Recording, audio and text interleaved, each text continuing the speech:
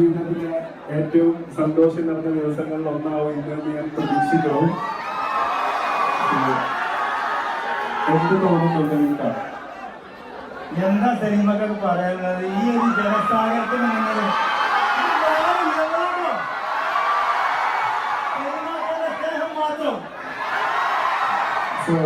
നമ്മൾ ആക്ച്വലി എന്നാൽ ചായക്കടയിൽ പോകുന്ന ടൈമിൽ കുറച്ച് പേർക്ക് ഹോസ്റ്റൽ ഉണ്ടാവും.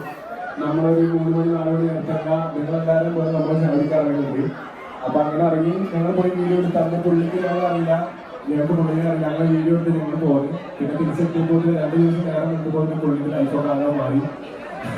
ഷോപ്പെല്ലാം സെറ്റായി. സോ മാഷാഅല്ലാ എന്നും ജീവിതത്തിൽ നല്ലത് മാത്രം മറ്റൊരാൾക്ക് വരേണ്ടതിനെ പ്രതീക്ഷിച്ച് ജീവിക്കുന്ന എല്ലാവരുടെ ജീവിതത്തിലും എന്നും നല്ലത് മാത്രം വരട്ടെ എന്ന് പ്രാർത്ഥിക്കുന്നു.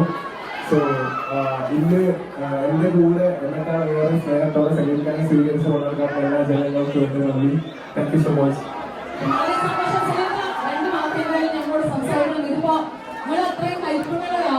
അതുപോലെ കൈപ്പുണ്യത്തിന്റെ ഒരു വലിയ കലവറ തന്നെ ഒരുക്കാനാണ് സഫ്രോൺ മന്തി ഒന്നാം വാർഷികാഘോഷങ്ങളുടെ ഭാഗമാകാനായിട്ട് മണ്ണാർക്കാട് നിങ്ങളെ അനാനെയും എല്ലാവരും ഇൻവൈറ്റ് ചെയ്തിട്ടുള്ളത്. അവരോടായിട്ട് എന്താ പറയാനുള്ളത്? എനിക്കെന്താ പറയാന്, എല്ലാവരും സ്നേഹം മനസ്സിലാക്കുക.